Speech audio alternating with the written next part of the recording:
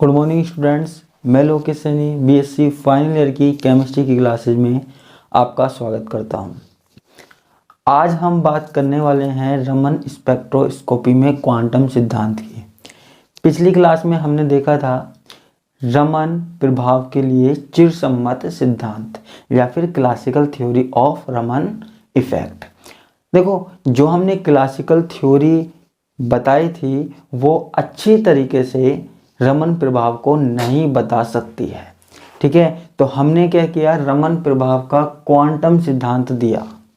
रमन प्रभाव का क्वांटम सिद्धांत रमन प्रभाव को अच्छे से समझा सकता है। अब ये क्वांटम सिद्धांत किस पर आधारित है?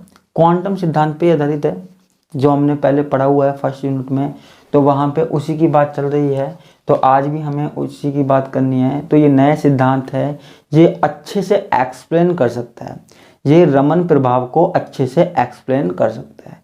तो हम भी इसको एक्सप्लेन करेंगे, किसको? रमन प्रभाव का क्वांटम सिद्धांत।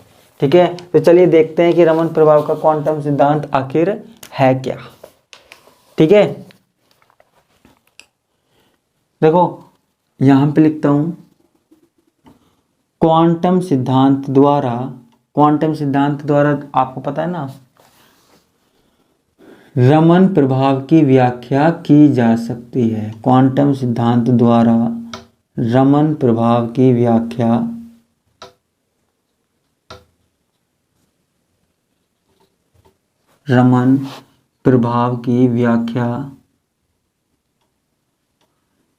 की जा सकती है ना। क्वांटम सिद्धांत के द्वारा रमन प्रभाव की व्याख्या की जा सकती है। अच्छा, आपको पता है क्वांटम सिद्धांत क्या होता है? आपको ये पता होगा कि जब किसी सोर्स से एनर्जी आ रही है तो वो किसके रूप में आ रही है? फोटोन के रूप में आ रही है। ठीक है, किसके रूप में आ रही है? फोटोन के रूप में आ रही है। और इनको हम क्या बोलते हैं? फोटोन या क्वांटा बोलते हैं, है ना। तो यही हमारे पास क्या होता है? क्वांटम होता है, किसी फोटोन की ऊर्जा होती है। ठीक है, तो यही हमारे पास कोई क्वांटम सिद्धांत होता है। अब इस क्वांटम सिद्धांत के द्वारा हम रमन प्रभाव की व्याख्या कर सकते हैं। ठीक है, तो इस सिद्धांत के अनुसार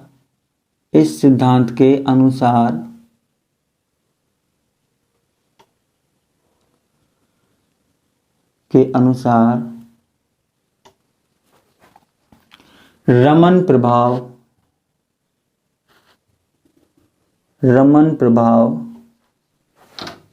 प्रकाश, इस सिद्धांत के अनुसार रमन प्रभाव प्रकाश व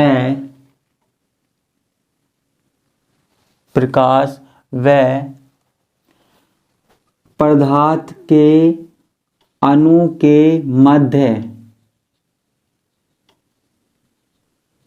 टक्कर का परिणाम है।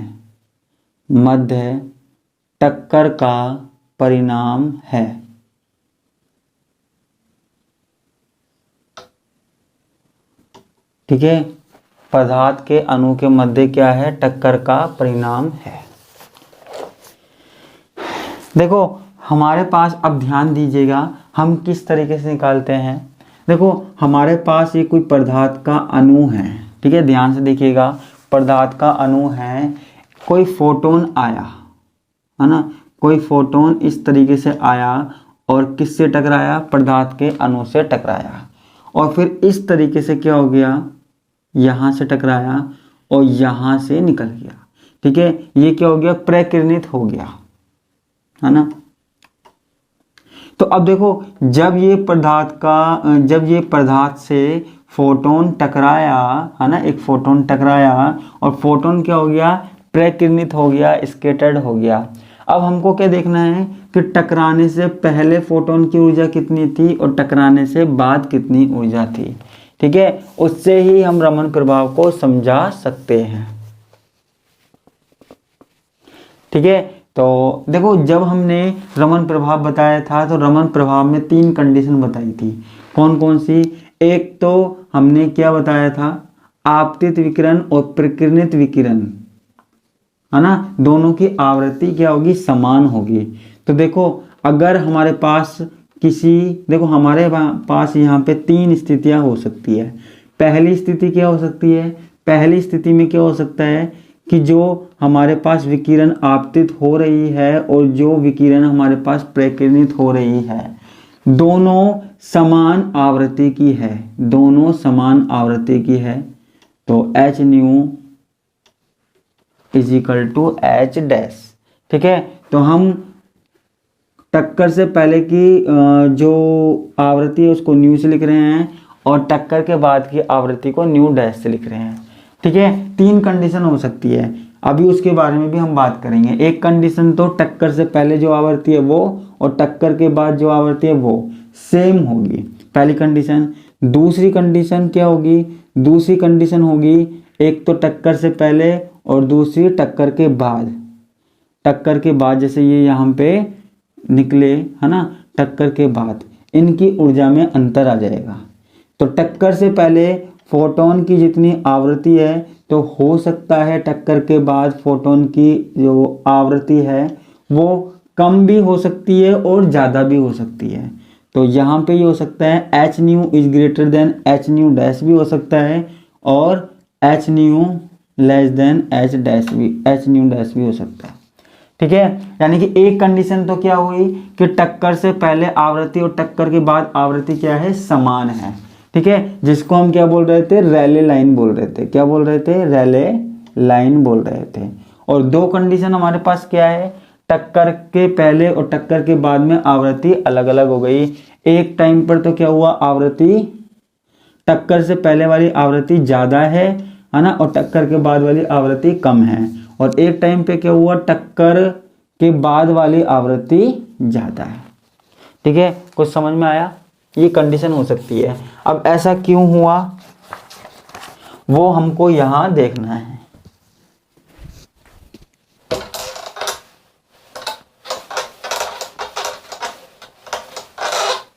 ठीक है, वो हमको यहां पर देखना है। अब आगे देखते हैं। देखो हम लेते हैं, माना कोई अणु, माना कोई अणु, ठीक है, कोई अणु मान लो। ठीक है, कोई अणु मान लो जिसका द्रव्यमान m, जिसका द्रव्यमान क्या है? m है। माना कोई अणु जिसका द्रव्यमान m है। ठीक है, देखो आपको पता है किसी अणु में अलग अलग ऊर्जा स्तर होते हैं, तो मैं यहाँ पे मान लेता हूँ जैसे एक ऊर्जा स्तर क्या है? EP है और एक ऊर्जा स्तर क्या है? EQ है। ठीक है, तो मैं यहाँ पे मान लेता हूँ, माना कोई अणु जिसका द्रव्यमान क्या है? m है,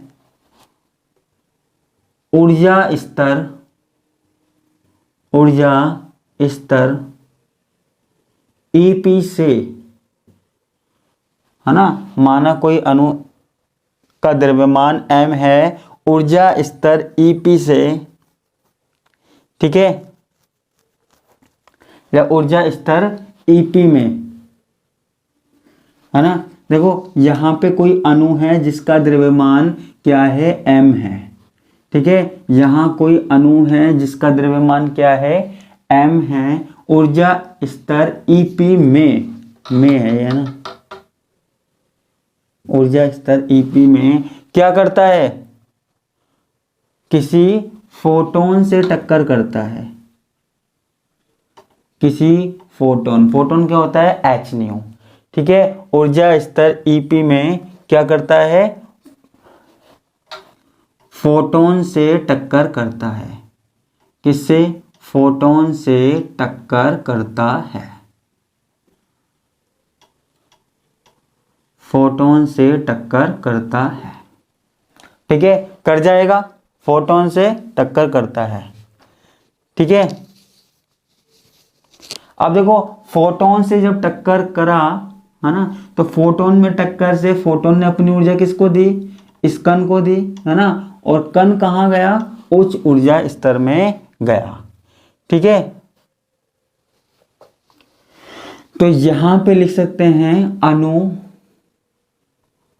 फोटोन कि टक्कर से प्राप्त ऊर्जा के कारण, टक्कर से प्राप्त ऊर्जा के कारण, प्राप्त ऊर्जा के कारण उच्च ऊर्जा स्तर, उच्च ऊर्जा स्तर किस में पहुंचता है? EQ में पहुंचता है, EQ में पहुंचता है। ठीक है, उच्च ऊर्जा स्तर EQ में पहुंच जाता है। ठीक है, अब इस टक्कर में क्या होता है, देखो ये मैंने यहाँ पे बता दिया है ना, तो मैं इसको थोड़ा सा साइड में बना देता हूँ। इसको मैं यहाँ पे इस तरीके से बना देता हूँ जिससे आपको याद रहे कि कोई अणु है, अणु से कोई फोटोन टकराया, यहाँ EP और यहाँ EQ। ठीक है, अब हम यहाँ पे क्या करते हैं, ऊर्जा संरक्षण का नियम लगा देते हैं। ठीक है, तो हम ये मानते हैं, हम क्या मानते हैं, या हम जानते हैं कि देखो ऊर्जा संरक्षण का नियम पता है आपको, टक्कर से पहले ऊर्जा और टक्कर के बाद में ऊर्जा जो होगी वो होगी समान होगी। टक्कर से पहले ऊर्जा और टक्कर के बाद ऊर्जा क्या होगी? समान होगी। तो हम क्या मान सकते हैं, यहाँ पे पहले जो ऊर्जा स्तर है EP है, ठीक है, और यहाँ फोटोन की ऊर्जा है वो किसके बराबर होगी? वो किसके बराबर होगी? EQ, ठीक है, प्लस h न्यू डैश। ठीक है, प्लस h न्यू डैश। देखो जब ये फोटोन यहाँ पहुंच जाता है तो फिर ये क्या होता है, यहाँ पे प्रकीर्णन होता है। तो ये हम मान सकते हैं ऊर्जा संरक्षण के नियम के अनुसार। ठीक है, क्लियर है। अब हम क्या करते हैं, EQ को यहाँ ले लेते हैं, तो EP माइनस EQ है ना। h न्यू क्या है? टक्कर से पहले की आवृत्ति है, और h न्यू डैश क्या है? टक्कर के बाद की आवृत्ति है। ठीक है,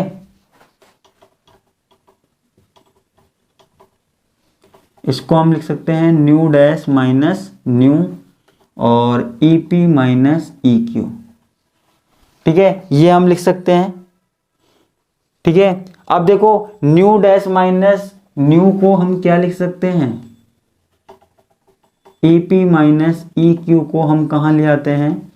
यहाँ h को यहाँ ले आते हैं, और न्यू डैश माइनस न्यू को क्या लिख सकते हैं? डेल्टा न्यू लिख सकते हैं। क्या लिख सकते हैं? डेल्टा न्यू लिख सकते हैं। ठीक है, तो यहाँ पे हमने क्या लिख दिया? डेल्टा न्यू लिख दिया, है ना। देखो डेल्टा न्यू क्या है, यहाँ पे ध्यान से देखना, मैं थोड़ा सा यहाँ लिख देता हूँ। यहाँ डेल्टा न्यू क्या है? New dash minus new. अच्छा, अगर हमको न्यू डैश निकालना है तो हम क्या करेंगे? न्यू डैश निकालना है यानी कि बाद की आवृत्ति निकालनी है, तो हम क्या करेंगे? ये इसको यहाँ ले आएंगे, तो कुछ इस तरीके से लिख सकते हैं हम, डेल्टा न्यू प्लस न्यू। ठीक है, तो न्यू डैश हम इस तरीके से निकाल सकते हैं। ठीक है, तो ये हमारे पास क्या हो गया? रमन प्रभाव का क्वांटम सिद्धांत हो गया। अब हमें 3 कंडीशनों की बात करनी है।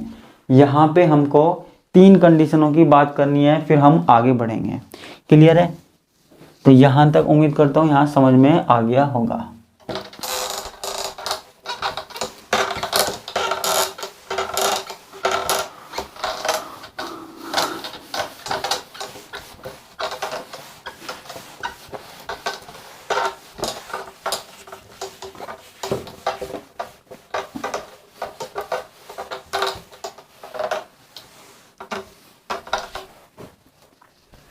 ठीक है, तो मैं यहाँ लिख सकता हूँ, यहाँ 3 परिस्थितियां हो सकती है।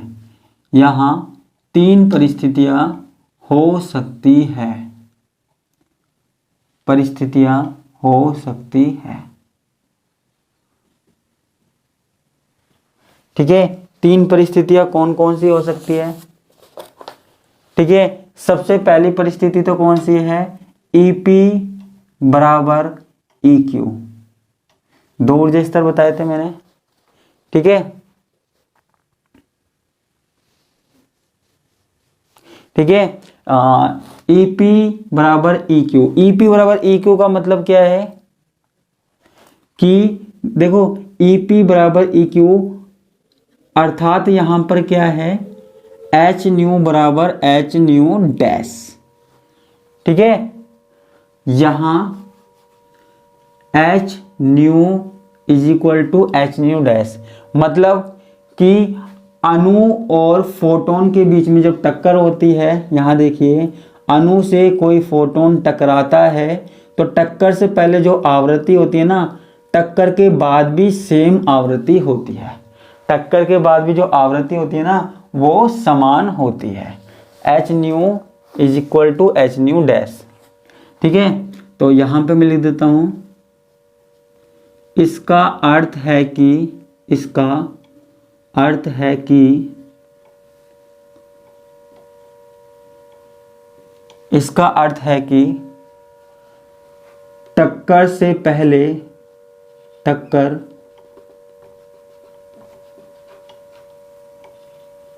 से पहले व टक्कर के बाद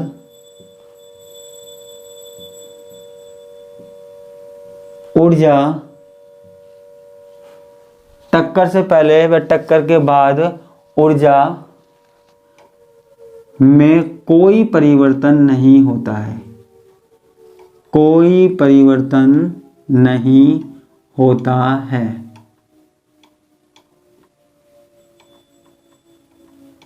कोई परिवर्तन नहीं होता है, ठीक है। तब आवर्ती क्या होगी, देखो तब आवर्ती क्या होगी, H nu is equal to H nu dash, ठीक है। जो किसको दर्शा रही है, जो रैले प्रकीर्णन को दर्शाता है, जो रैले प्रकीर्णन को दर्शाता है,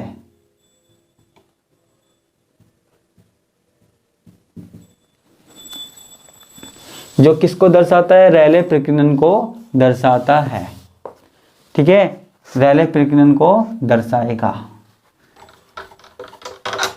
क्लियर है। इसके बाद दूसरी कंडीशन होती है,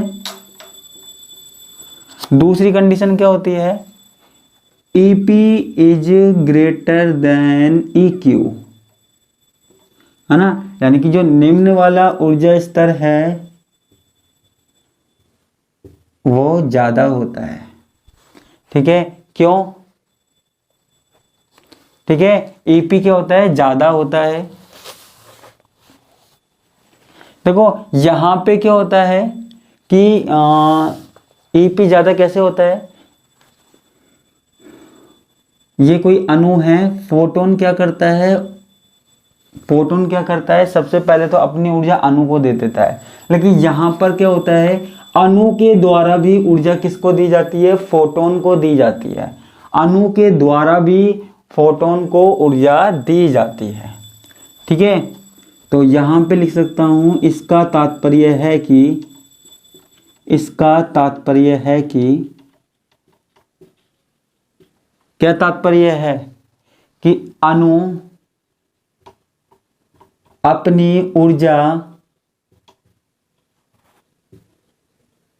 फोटोन को दे देता है, उल्टा हो रहा है काम, देखो अपनी ऊर्जा फोटोन को देता है, ठीक है। यानी कि यहां पे जो आवृत्ति होगी ना, आवृत्ति न्यू डैश, वो न्यू से ज्यादा होगी, है ना, आवृत्ति न्यू डैश न्यू से ज्यादा होगी, ठीक है। तो ये किसको दिखा रहा है, यह एंटी स्टोक रेखा को प्रदर्शित करता है, एंटी स्टोक रेखा को प्रदर्शित करता है,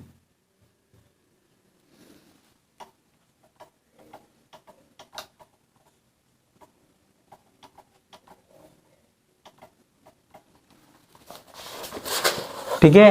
यह एंटी स्टोक रेखा को प्रदर्शित करता है, ठीक है। अब तीसरा हमारे पास क्या है, EQ is greater than EP, है ना। इसका मतलब क्या है, जो आवृत्ति है टक्कर से पहले की वो ज़्यादा होती है टक्कर के बाद की आवृत्ति से। ठीक है, ये होता है new is greater than new dash. ठीक है, इसका मतलब क्या है, अर्थात अणु, इसका मतलब क्या है कि कोई अणु है, फोटोन आता है, फोटोन से ऊर्जा ग्रहण करता है और उच्च ऊर्जा स्तर में चला जाता है। ठीक है, इसका मतलब सिर्फ इतना सा है। तो यहां देखना कि new is greater than new dash, अर्थात अणु निम्न अवस्था में है, अर्थात अणु निम्न अवस्था में है, अर्थात अणु क्या है, निम्न अवस्था में है। ठीक है, और कुछ ऊर्जा फोटोन से ग्रहण कर उत्तेजित हो जाता है, और कुछ ऊर्जा फोटोन से ग्रहण कर, फोटोन से ग्रहण कर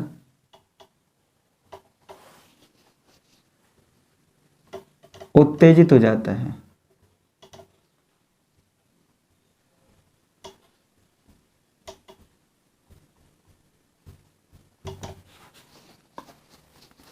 ठीक है, बस हमको ये 3 कंडीशन बतानी है ना। जो किसको दर्शा रही है, ये वाली कंडीशन किसको दिखा रही है, जो रेले प्रकीर्णन को दर्शाती है।